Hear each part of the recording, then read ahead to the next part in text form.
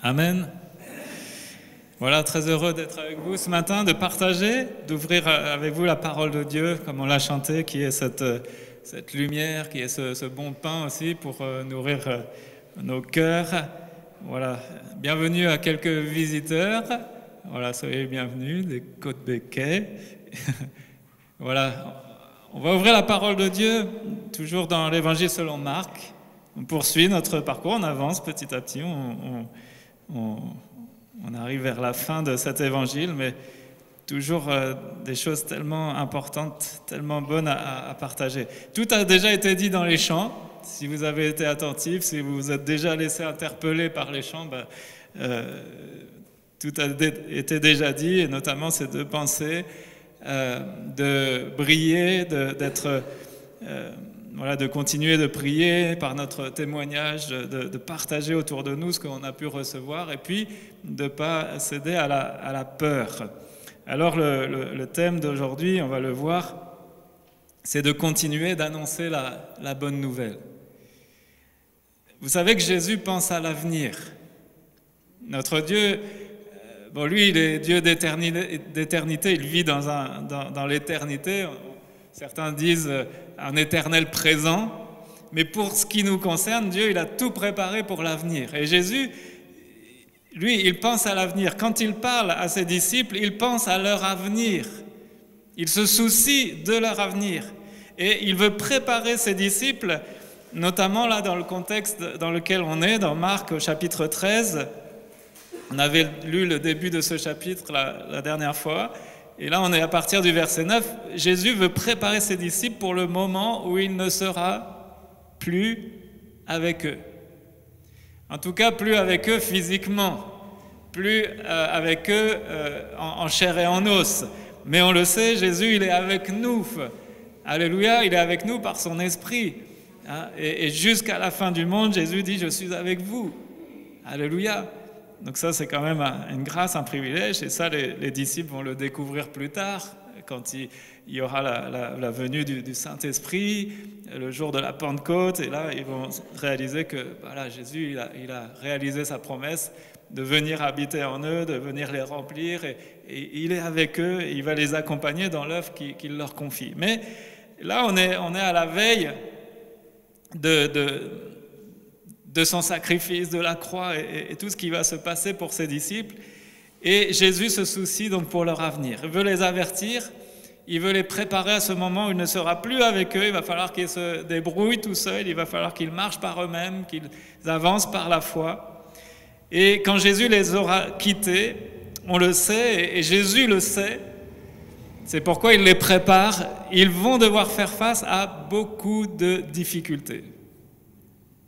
Et quand ces choses arriveront, eh bien, ils ne vont pas devoir penser que c'est la fin du monde qui est déjà arrivée. Non, il y a encore un bon bout de chemin à parcourir.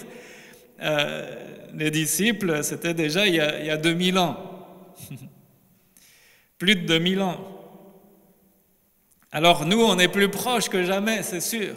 Mais il y a encore des choses à venir, il y a encore des choses qui doivent se faire dans notre monde, et Jésus avertit de ces moments-là. Jésus prépare ses disciples, Jésus prépare son Église. Alors même s'il y a encore des choses à venir, il est clair que de tout temps, il y a une réalité, c'est que nous devons être prêts. On doit être prêts. Prépare-toi à la rencontre de ton Dieu. Et quelles que soient les circonstances, il ne faut pas se dire « Oh ben on a encore le temps, alors on peut se tourner les pouces ». Non, il faut être prêt. Et notamment, pour ce qui nous concerne, il faut que nous soyons prêts au retour de Jésus qui vient chercher son Église, qui vient enlever son Église. Et ça, on ne sait pas ni le jour ni l'heure, et c'est pourquoi on doit être prêt. Mais en tout cas, Jésus va les avertir. Et notamment qu'ils vont être haïs. Ils vont être haïs et beaucoup de personnes vont essayer de les faire taire. Taisez-vous, ne parlez pas de Jésus. C'est ce qu'ils ont dit, c'est ce qu'ils ont ordonné à un moment aux disciples. Arrêtez de parler de Jésus.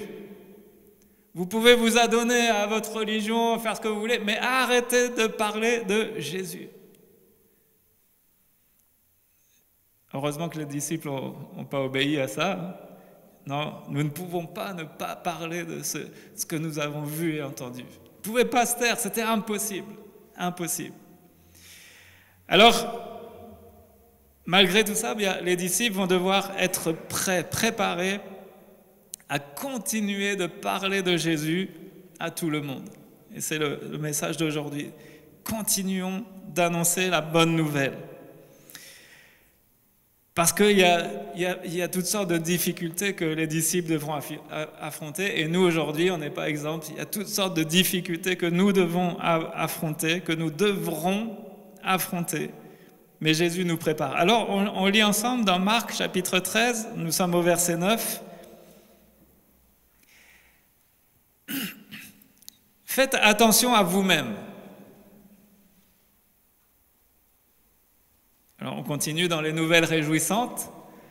On vous livrera aux tribunaux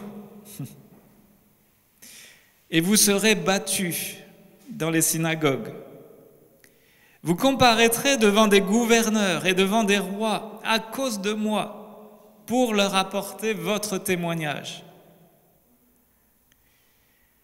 Il faut d'abord que la bonne nouvelle soit proclamée à toutes les nations.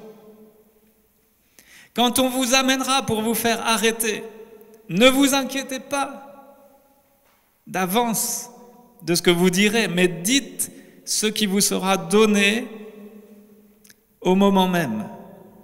En effet, ce n'est pas vous qui parlerez, mais l'Esprit Saint.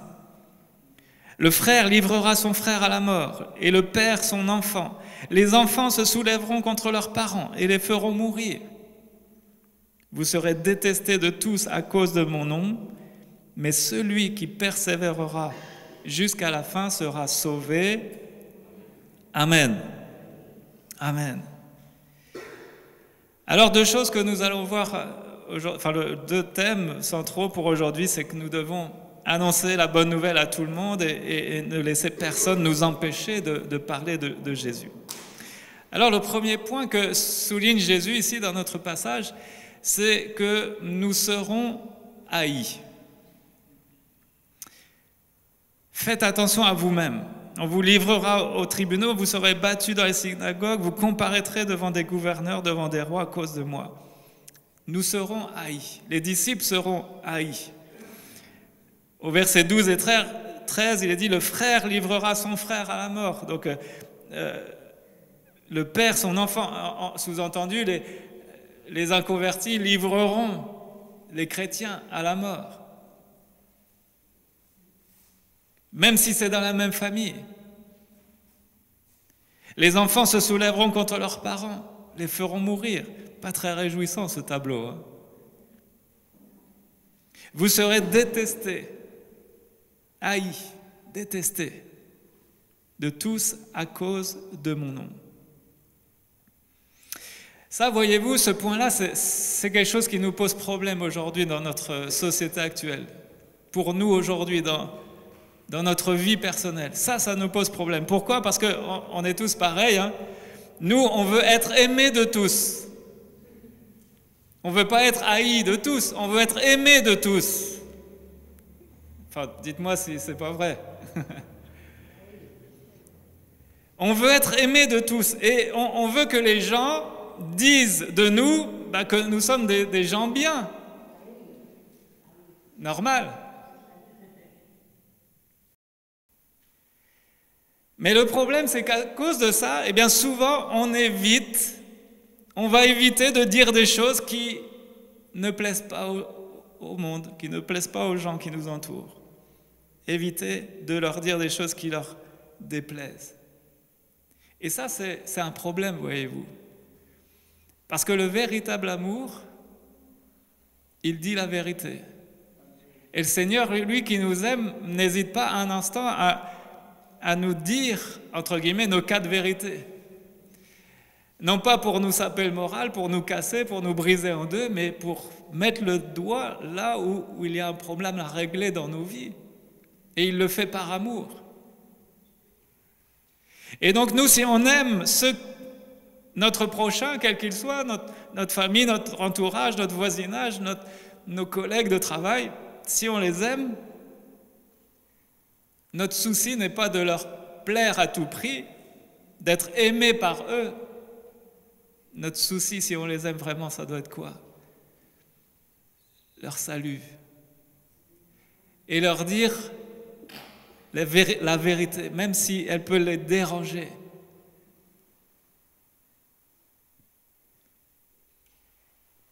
Alors, est-ce que nous devons éviter de dire des choses qui déplaisent?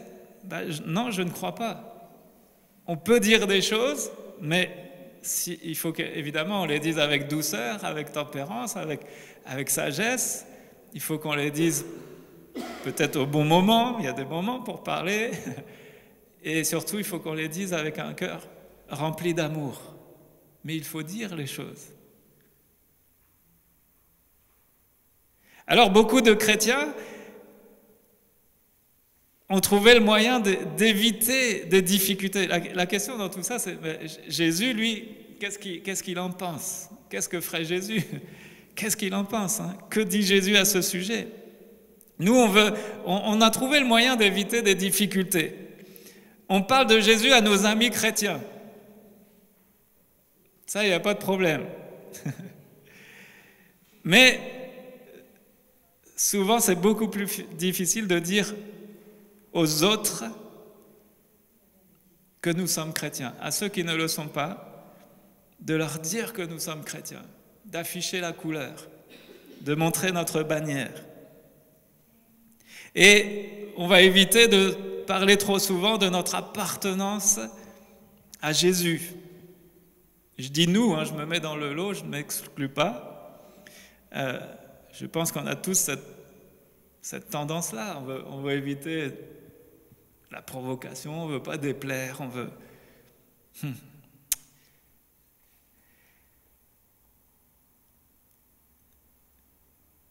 Pour que surtout les gens ne nous haïssent pas. On veut être aimé. Rester dans notre confort, éviter à tout prix les difficultés. Et ça, c'est un vrai problème pour notre témoignage actuel. Qu'en pense Jésus? Jésus, lui, il n'a pas hésité un instant, par amour pour nous, à quitter son confort. Il n'a pas hésité un instant on sait tout son parcours, il s'est humilié, mais il n'a pas hésité un instant à confronter ses détracteurs, à être franc, à être honnête, à être parfois des paroles race de vipère, c'est pas des paroles. On peut dire Jésus il manque d'amour.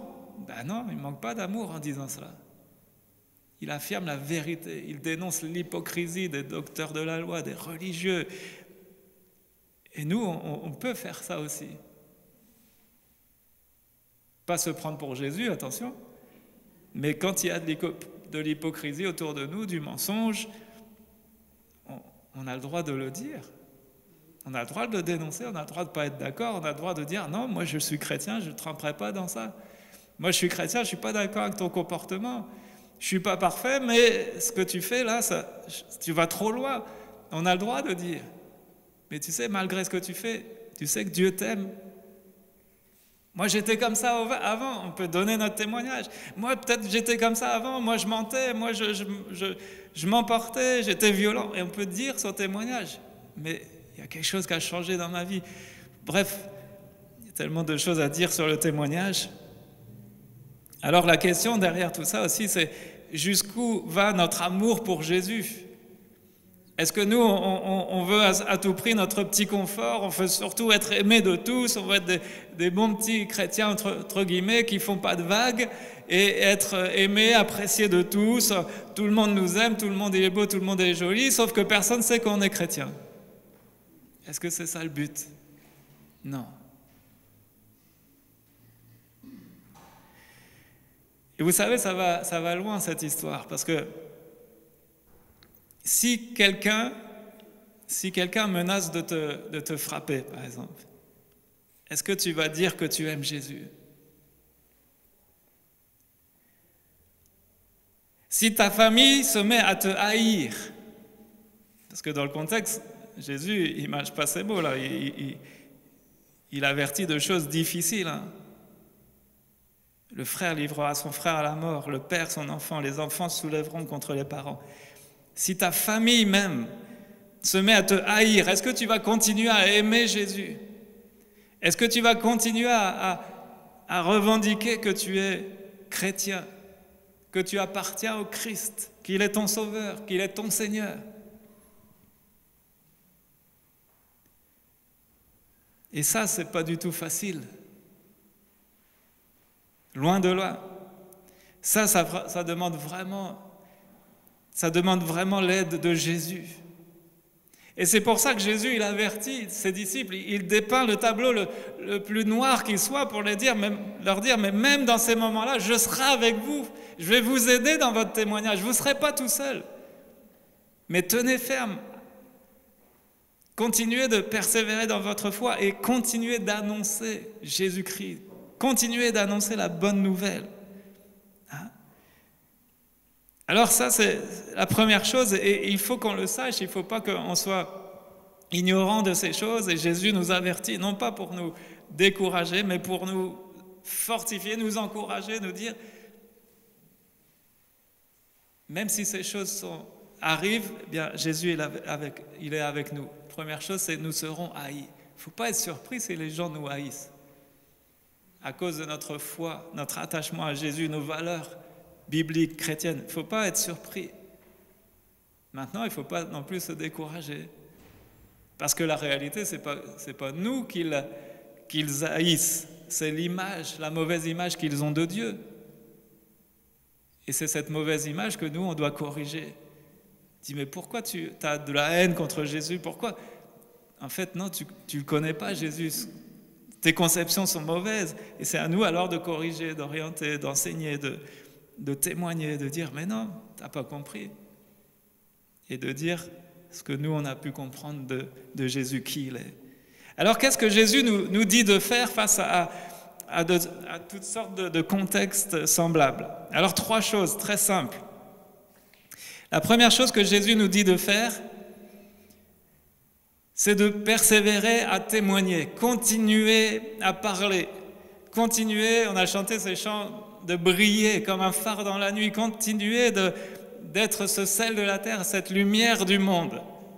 Tout le monde doit entendre la bonne nouvelle de Jésus. Ça, c'est toujours au programme, ça n'a pas changé. Et même si demain les circonstances vont de mal en pis, même si demain, peu importe les choses qui se passent, mais même si demain il y a la guerre dans notre pays, même si demain il y a la persécution, tout le monde doit entendre la bonne nouvelle de Jésus. Est-ce que ça nous concerne ou pas, ce verset? Il faut d'abord que la bonne nouvelle soit proclamée à toutes les nations. Est-ce qu'on a une image de ce verset en se disant, ah bah oui, il faut que toutes les nations, donc c'est les nations, c'est l'étranger, c'est les confins de la terre, c'est le terrain missionnaire, c'est l'Afrique, c'est l'Asie, et hop, et puis on attend, moi j'attends que la bonne nouvelle soit proclamée dans toutes les nations. Et non, on est concernés, toutes les nations, c'est la nôtre, c'est notre France. Et notre France aujourd'hui, elle a besoin de quoi? Elle n'a pas besoin d'un président de la République qui vienne en sauveur, parce que ça c'est une utopie. Quel que soit le bord politique, notre pays de France, il a besoin de Jésus, de la bonne nouvelle. Moi, je suis toujours surpris par le zèle que peuvent avoir certaines personnes pour des idéaux politiques. Il y en a qui ont pris du temps, là, pour faire la campagne, pour aller de porte en porte, faire les marchés, distribuer des prospectus, voilà, mettre en avant leurs candidats. Alors, et je ne dis pas que c'est mal de faire ça, ils ont leur valeur, mais je suis impressionné par le zèle qu'ils mettent à faire ça. Et nous, alors qu'on a le meilleur des programmes, alors qu'on a la solution, alors que tout le monde doit entendre cette bonne nouvelle, la question c'est simple, hein, que faisons-nous? Chacun à notre niveau, à notre échelle, à notre mesure. Il faut d'abord que la bonne nouvelle soit proclamée à toutes les nations. Et moi, à mon niveau, toutes les nations, c'est quoi? C'est ma famille, mon voisinage, mon entourage. C'est ça, pour chacun d'entre nous. Il faut que tout le monde entende la bonne nouvelle. Vous savez, les disciples, ils pensaient que Jésus allait revenir très rapidement, très peu de temps après son départ.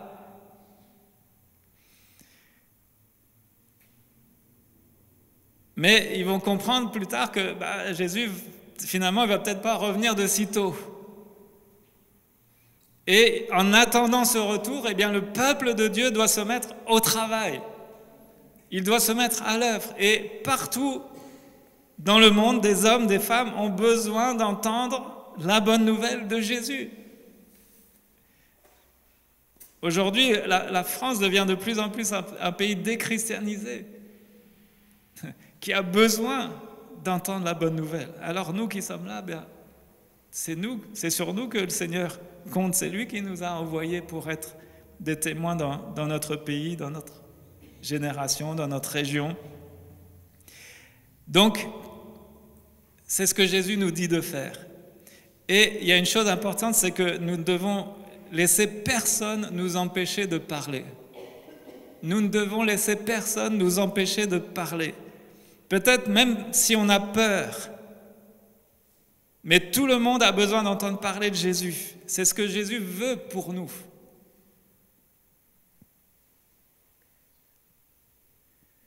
Même si les autorités parfois ou la police peut-être voudraient nous empêcher de parler, c'était le cas dans le contexte des disciples à l'époque de Jésus. Après, ils ont été mis en prison, ils ont été menacés d'être arrêtés, d'être emprisonnés, s'ils continuent à prêcher Jésus, mais ils vont continuer. Ils ne vont pas céder à la peur, ils ne vont pas céder à la pression. Donc même si on vous empêche de parler, continuez de parler. Continuons de parler.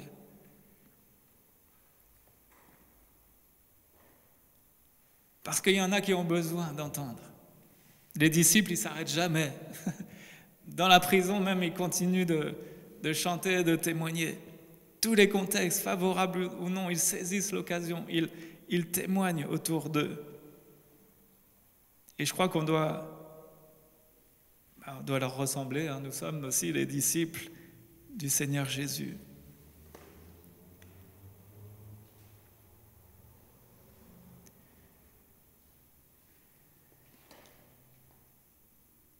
Et vous savez, même si, je ne sais pas si on arrive à se mettre dans le contexte, mais même si les autorités, même si la police voulait nous empêcher de parler, vous avez vu ce que dit Jésus à un moment donné? Faites attention à vous-même, au verset 9, on vous livrera aux tribunaux et vous serez battus dans les synagogues, vous comparaîtrez devant des gouverneurs et devant des rois à cause de moi pour leur apporter votre témoignage. Même cela a un but.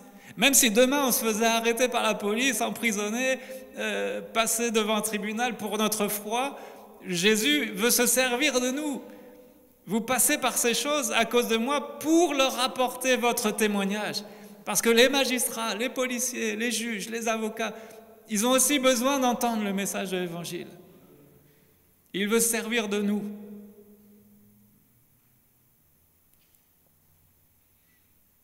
Alors, j'espère pas, je soupire pas après ces choses, vraiment pas. Mais allez, on revient dans notre contexte, à nous, aujourd'hui. À qui penses-tu pouvoir parler de Jésus? C'est très simple. Voilà, faites le tableau de votre entourage, vos connaissances, les commerçants que vous fréquentez régulièrement, peu importe. À qui penses-tu pouvoir parler de Jésus?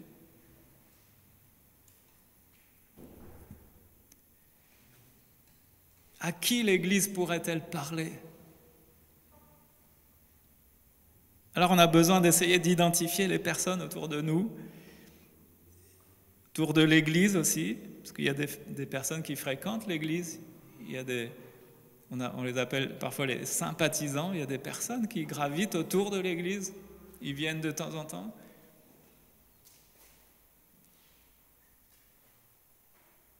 à qui on a besoin de parler, vers qui Dieu nous envoie.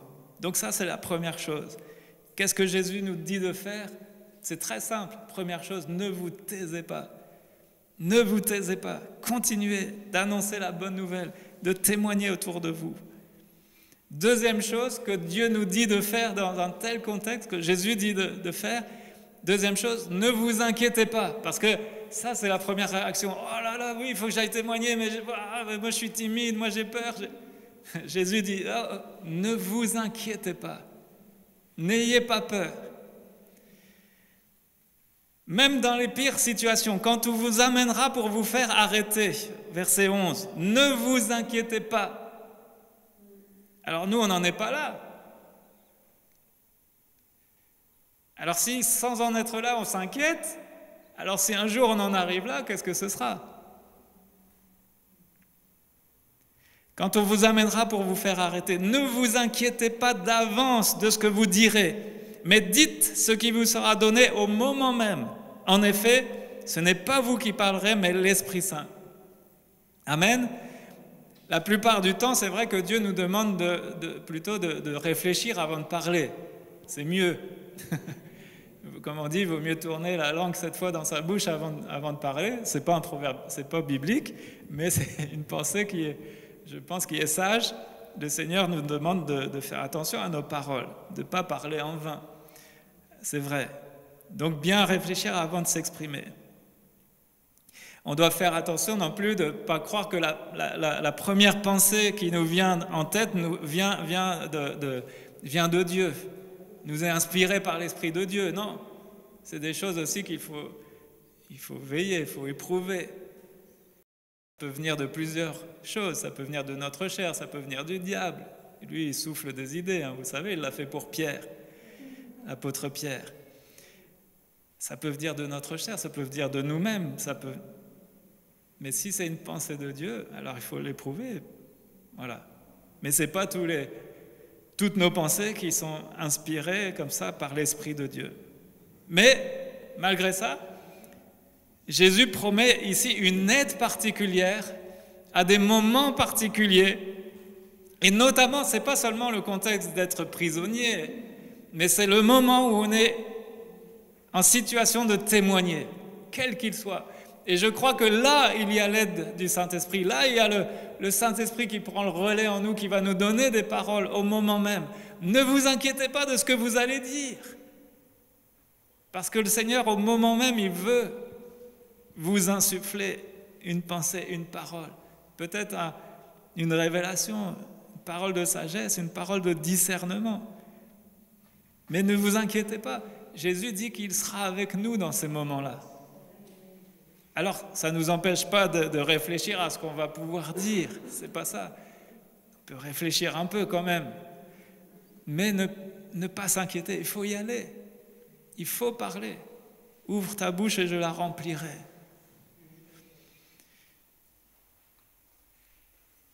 Si nous acceptons de témoigner pour lui, il sera là pour nous aider. Amen. Il y a une aide particulière, même si on se trouve en grande difficulté, il y a une aide particulière du Saint-Esprit. C'est pour ça qu'on ne doit pas s'inquiéter en pensant à ces choses. Jésus promet de prendre soin de nous quand nous aurons à souffrir pour lui. Et il nous donnera les mots à prononcer au moment où nous en aurons besoin. Alors Jésus, il part de ça, pourquoi? Il ne veut pas qu'on s'inquiète. Il veut que nous ayons de l'audace pour parler. Nous, notre rôle, notre responsabilité, c'est simple. Fais-lui confiance. Faisons-lui confiance à notre Seigneur. Mais ne nous taisons pas et n'ayons pas peur. Troisième chose que Jésus nous dit de faire dans ce contexte, c'est persévérer jusqu'au bout. Persévérer jusqu'au bout. Verset 13, vous serez détestés de tous à cause de mon nom, mais celui qui persévérera jusqu'à la fin sera sauvé. Amen. Alors c'est vrai que nous pouvons dire que Jésus nous a déjà sauvés par sa mort à la croix. Alléluia. Et c'est vrai que nous sommes déjà en sécurité parce qu'on se confie en Jésus. Nous sommes déjà entrés dans cette dimension du salut. Mais il y a une chose qu'on ne doit pas oublier, c'est que pour que le salut soit effectif, il faut qu'on prenne, il faut qu'on persévère jusqu'au bout. Il faut qu'on persévère jusqu'au bout. Et c'est qu'en ayant persévéré jusqu'au bout que là, à un moment donné, eh bien, le salut deviendra là effectif, réel, lorsqu'on entrera dans la gloire, dans la présence de Jésus. Mais en attendant, il faut user de cette persévérance. Et là encore, on a besoin du Seigneur. Donc Jésus nous dit de persévérer jusqu'au bout. Jusqu'au bout. Pas de temps en temps, mais jusqu'au bout. Alors mes frères et sœurs, je veux vous encourager. Je crois que le Seigneur veut nous encourager à travers ça, mais même si on est d'un âge avancé, sachez, les aînés, je vous le dis, vous êtes des modèles. Vous êtes tous des modèles de persévérance pour nous les plus jeunes. Je me mets encore dans les plus jeunes. Mais vous êtes des modèles et je veux vous encourager, persévérer jusqu'au bout. Jusqu'au bout. Jusqu'au jour où nous serons sauvés complètement. Alléluia. Alors on peut comparer le salut à comme un voyage qui commence à la croix et qui se termine dans le ciel. Un voyage qui pour nous a commencé le jour de notre conversion. Ensuite est venu l'engagement à le suivre, le baptême. Mais ce voyage, il va durer. Il doit se persévérer, se poursuivre jusqu'au bout. Et la personne qui se confie en Jésus devra se confier en lui tout au long de sa vie. Amen. Et à la fin, on sera avec Jésus pour toujours. Alors, Jésus nous avertit, ce chemin, ce sera pas facile. Mais malgré que ce ne soit pas facile, n'abandonne pas la course. N'abandonne pas la course, mon frère, ma sœur. Jésus va t'aider à persévérer jusqu'au bout. Vous connaissez certainement le voyage du pèlerin. C'est un livre initialement, puis récemment ils ont fait une version en dessin animé. Je vous encourage à regarder. Mais c'est tout à fait ça. Nous sommes dans un voyage et dans ce voyage il y a toutes sortes d'obstacles, de difficultés, de tentations. Le diable, lui, ne se relâche pas dans son travail de sape. Mais nous, on doit persévérer jusqu'au bout. Et dans ce voyage, eh bien, on doit témoigner, c'est notre responsabilité de témoigner, de partager autour de nous tout ce qu'on a pu recevoir de la part du Seigneur. Alors, dans quel type de situation t'arrive-t-il de vouloir laisser tomber ta foi? Est-ce que ça t'arrive de vouloir abandonner? Si ça t'arrive, essaye d'analyser c'est dans quelles circonstances. Quelles sont les sources de découragement? Quelles sont les choses qui minent ton moral et qui te font dire « j'ai envie de tout lâcher ».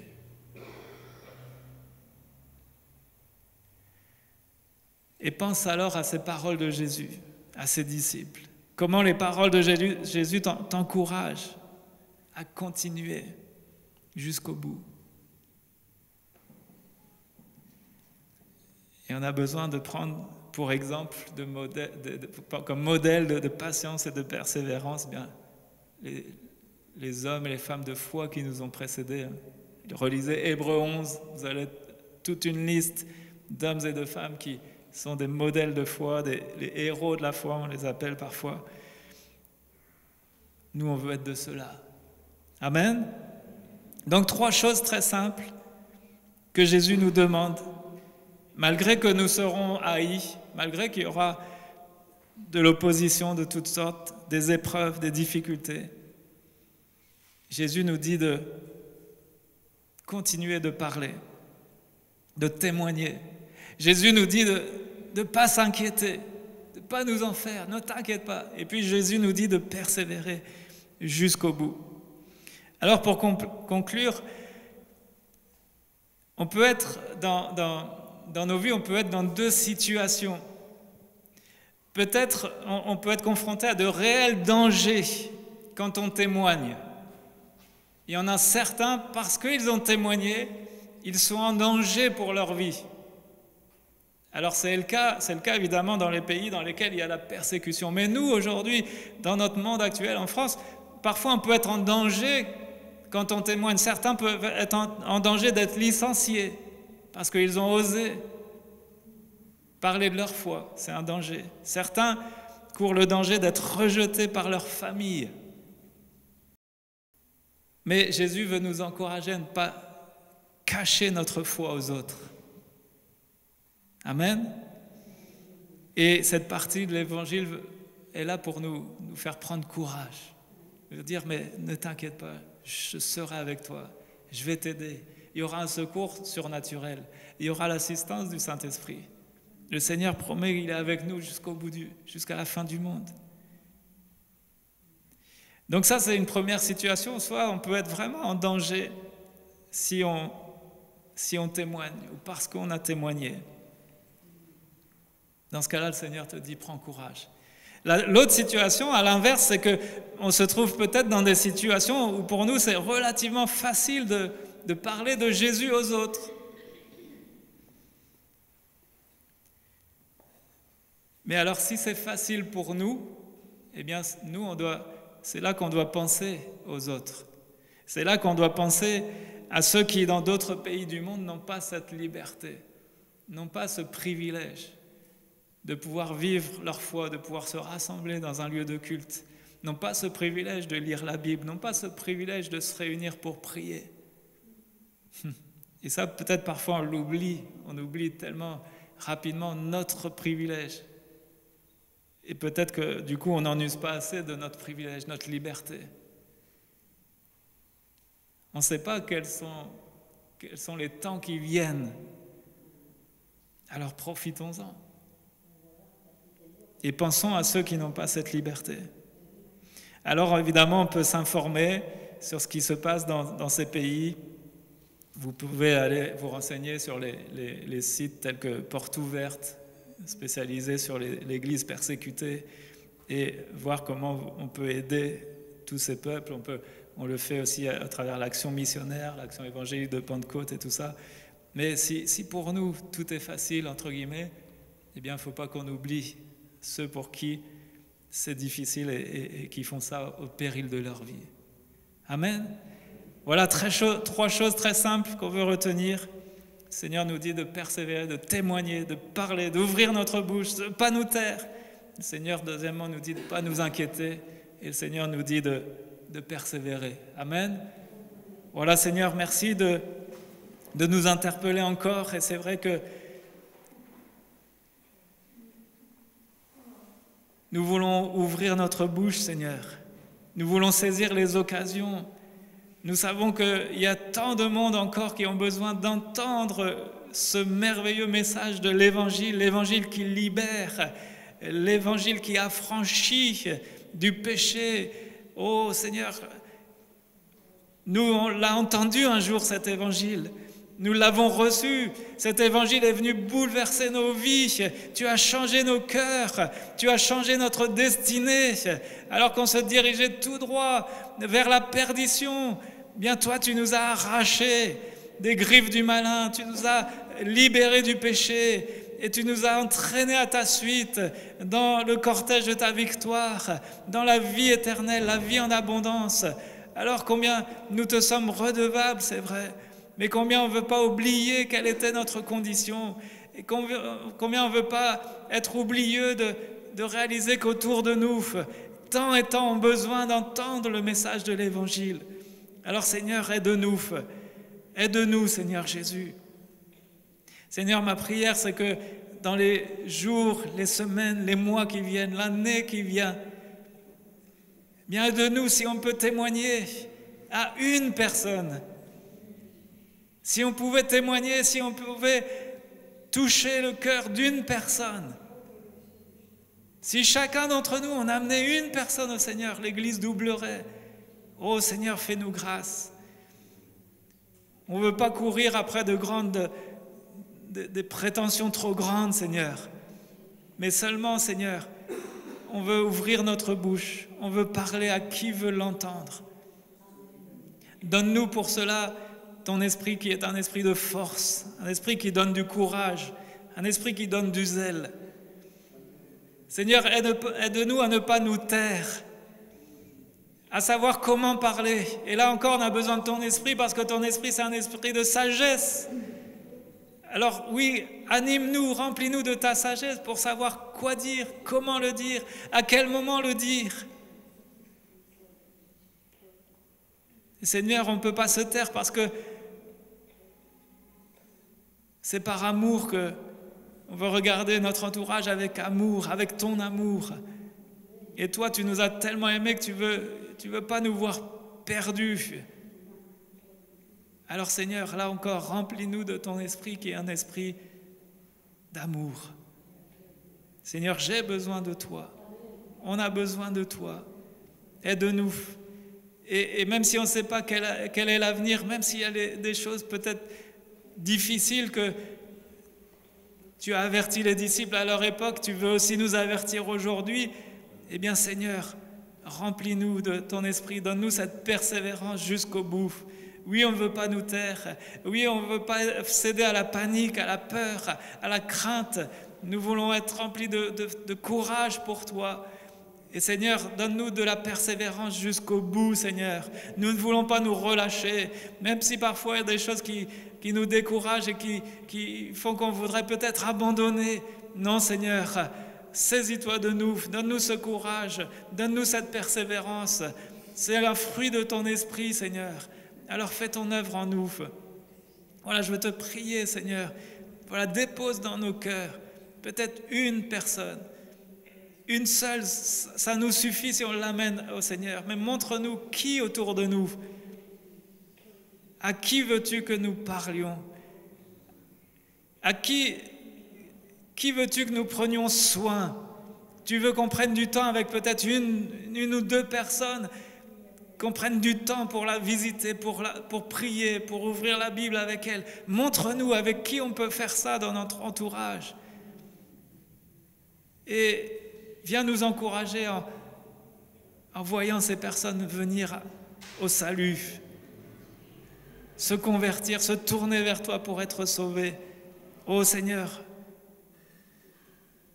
on a besoin de toute l'assistance de ton esprit, mais tu promets cette assistance. Je ne veux pas te réclamer quelque chose que tu as déjà promis, Seigneur. Tu nous l'as donné, Seigneur. Alors, aide-nous seulement à nous appuyer sur ton esprit, à nous appuyer sur ton secours.